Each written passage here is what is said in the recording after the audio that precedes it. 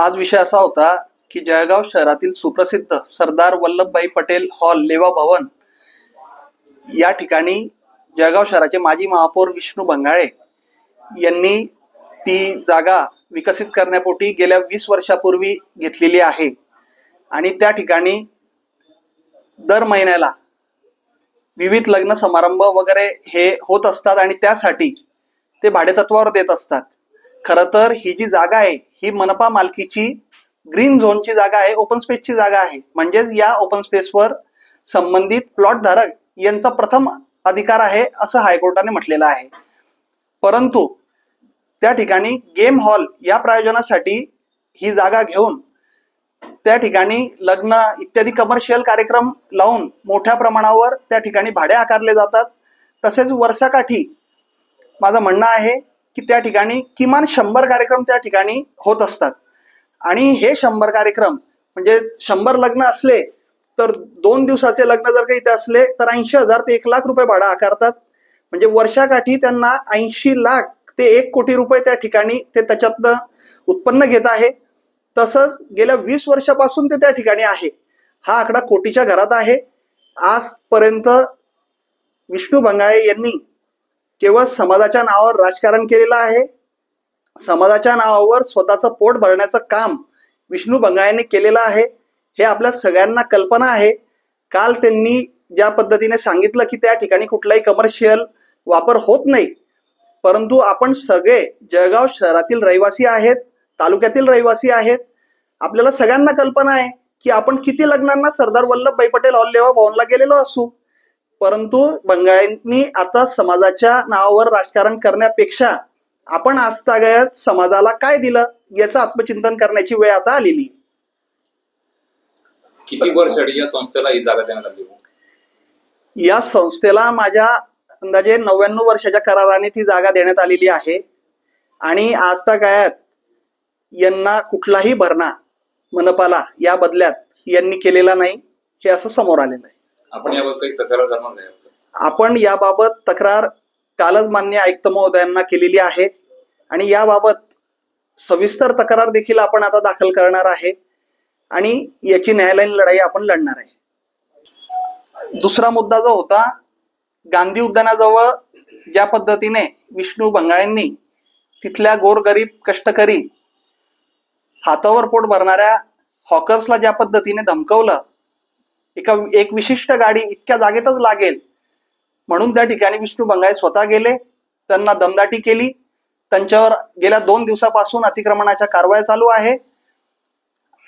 तर यामध्ये आपण देखील त्या ठिकाणी गेलेलो होतो आणि आपण माझ्या वडिलांप्रमाणे मी हॉकर्स यांची बाजू ठामपणे घेतली आणि गांधी बगीच्या समोर जी हॉटेल रुपाली आहे हिच्या बाहेर जी आपल्याला आकर्षित करणारी LED जी होल्डिंग आहे आणि त्याच्या बाहेर एक लोखंडी होल्डिंग आहे मोठी, तर ह्या दोघं जळगाव मनपाने मला पत्रव्यवहार केलेला आहे की या अनधिकृत आहे। मी मनपा आयुक्तांना विनंती करणार आहे की सामान्य एखादा कोणाचं बॅनर लावलेला असेल तर आपण त्यांच्यावर गुन्हे दाखल करतात, त्यांना कोर्टाची पायरी चढवायला लावतात। माजी महापौर विष्णू बंगाळेंनी त्यांच्या पदाचा दुरुपयोग करून त्या ठिकाणी गेल्या 7 वर्षापासून ही होल्डिंग आहे, त्या ठिकाणी मनपाने कधीही नोटीस बजावली नाही। आता मी तक्रार केल्यानंतरच्या 16/10/2025 रोजी मनपाने ही नोटीस बजावलेली त्यांना, परंतु माझी मागणी राहणार आहे की त्यांच्याकडनं गेल्या 7 वर्षाचे त्यांचे GPS फोटो, गुगल फोटो हे काढावे, त्याच्या आधारावर 10 साक्षीदार यांचे जबाब महानगरपालिकेने नोंदवावे आणि त्यांच्याकडनं कर आकारणी व्हावी, त्यांच्याकडनं ते व्याज वसूल केलं जावं आणि एवढंच नाही तर सगळ्यात पहिले महानगरपालिकेने त्यांच्यावर गुन्हा दाखल करण्याची प्रक्रिया करावी ही माझी विनंती राहणार आहे। तिथे फक्त LEDच आहे का काही अजून काही बॅनर्स वगैरे पण आहेत? तिथे एकूण 3 होल्डिंग आहेत। एक लोखंडी होल्डिंग 2 मजली आहे, त्याच्या बाजूला एक LED होल्डिंग आहे आणि त्याच्या वरती अजून 3ऱ्या मजल्यावरून एक होल्डिंग आहे लोखंडी। या तिघांची आपण तक्रार केलेली आहे। याबाबत जळगाव शहर महानगरपालिकेने त्यांना नोटीस काढण्यात आलेली आहे। आता येणाऱ्या ज्या महानगरपालिकेच्या ज्या निवडणुका आहेत तर आपले काही राजकीय याच्यामध्ये स्वारस्य आहे का, त्यामुळे आपण या तक्रारी केल्यात का? मी काल विष्णू भंगाळेंनी मला आव्हान केलेलं आहे की समोरासमोर येऊन लढावं. विष्णू भंगाळेंविरोधात न्यायालयीन लढा हा आता खूप मोठ्या पातळीवर होणार आहे आणि आम्ही एकही अर्ज गोपनीय केलेला नाही. मी रितसर माझ्या नावाने माझ्या सहीनिशी मी अर्ज केलेला आहे. आम्ही समोरच येऊन लढतो. आमच्या घराचं नाव हे समोर येऊन लढणाऱ्यांमध्येच येतं. आम्ही सर्वपक्षीय नाही. आम्ही भूखंड लाटून त्या ठिकाणी श्रीखंड खाणाऱ्यांमधले नाही आणि यामुळे येत्या काळात आम्ही त्यांच्या विरोधात लढणार आहे. परंतु याच्यामध्ये राजकीय काही नाही. मला जनतेला हेच कळवून द्यायचं आहे की बंगाळे कुटुंब कशा पद्धतीने समाजाच्या नावावर राजकारण करतं, केवळ आपलं पोट भरण्याचं कशा पद्धतीने काम करतं, हेच मला या निमित्ताने दाखवून द्यायचं आहे. त्या ठिकाणी परवा ते शिंदे गटाचं कार्यालय विष्णू भंगाळे यांच्या नावाने उघडण्यात आलेलं होतं. याचे पुराव्यानिशी फोटो इत्यादी सगळं आपण मान्य आयुक्त महोदयांना दिलेलं होतं. त्या अनुषंगाने तक्रार झाल्याबरोबर अगदी 2 ते 3 तासात त्यांनी तिथले ते फलक वगैरे काढून घेतलेले आहे.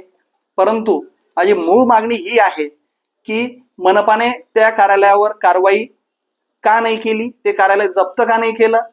मी याबाबत उद्या आयुक्त महोदयांची भेट घेणार आहे. तुम्ही ऐकताना नेमकी काय तक्रार केली, लेखी तक्रार काय? सदर जागा ही ओपन प्लेस ग्रीन झोनची आहे, मनपा मालकीची आहे. या ठिकाणी कुठल्याही पक्षाचं कार्यालय असणं हे वैध नाही आणि यासाठी ते अवैध असल्याने आपण याबाबत तक्रार केलेली होती.